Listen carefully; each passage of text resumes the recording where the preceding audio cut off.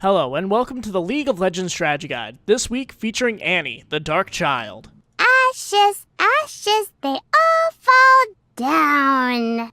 Annie is a 6-year-old mid laner who can double as a support, although she mostly just takes all the kills. And boy, is she a fiery one. Get it? Fire? Because she's a fire mage? Moving on. Her kit's pretty basic, as she's one of the low IP learner champions, but her kit basically revolves around her passive stun. Speaking of which, her passive is Pyromania. After every time she uses an ability, she gains a stack of Pyromania that can be seen underneath her health bar. After her 4th ability, her next damaging ability will stun the target and is indicated by the bar just below her health bar, a swirling cloud around her, and a seemingly harmless giggle. When she's got that up, make sure you watch out for ganks or team fights, because her passive and her ult together are going to make for one rough time. Her Q is Disintegrate. She pulls a fireball from out of her pocket and chucks it at a point-and-click ability towards an enemy. If she kills the targeted enemy with that ability, the mana cost used gets refunded and the cooldown is significantly reduced. This ability is great for farming in the beginning of the game, and with her passive, it's good for bullying your opposing laner and catching them for a sweet gank. Her W, Incinerate, is a short-ranged ability that fires out into a cone, giving it some nice AoE damage. This is her best scaling ability, so it's a good idea to max that first, so it can do more damage when in a team fight and you don't have your ult up. Just be careful when spamming it, because it does have a fairly high mana cost.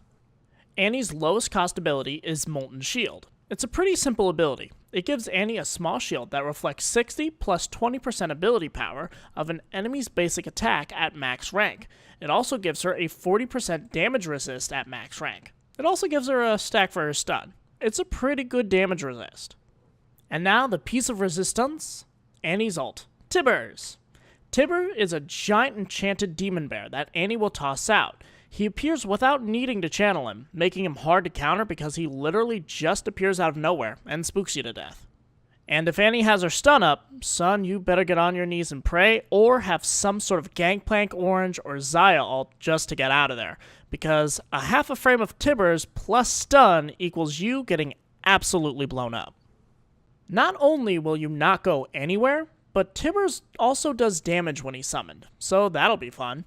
Did I mention that when Annie activates her shield, Tibbers gets one too? Because he does. And don't even think about trying to kill Annie before you kill Tibbers, because if that happens, Teddy Bear's gonna go into rage mode. If she dies and Tibbers is still up, he will go after whoever killed her and just maul them. He'll gain 275% attack speed and 100% movement speed, decaying over 3 seconds, just to try to avenge his fallen friend. When playing Annie in the mid lane, typically just build ability power, because that's her main shtick. You're not going to go tank Annie, you're not going to go super fast Annie. I mean, you can, but it's terrible. Just go straight ability power and nuke down anyone who gets in your way. However, the fun part is playing her as a support. When playing support Annie, it is important to make sure that your ADC does get some kills, but you can also take some for yourself. No one's really looking. Also, when playing Annie in the bot lane, just try to build her as a basic mage support. Build a Spell Thief's Edge in order to get some gold whenever you poke down the enemy, and make sure to use your stun whenever possible to catch out the enemy AD carry or support. However, as always, when you're playing support, make sure you build a Sightstone so you can place some wards, and build a Redemption, because Redemption is still broken. For Keystones and Masteries, I would typically recommend something to do with ability power, because that is her main scaling attack, and using Deathfire Touch, because what's better than 1 fire? 2 fire. For Summoner spells, always take Flash, because that's what everyone runs with, and it's currently in the meta, and will never leave the meta, and also build Ignite, because what's better than 1 fire, and 2 fire, is 3 fire. Thanks for tuning in to the League of Legends Strategy Guide. Feel free to use the practice tool whenever you're deciding on a new champ, and we'll see you on the Rift.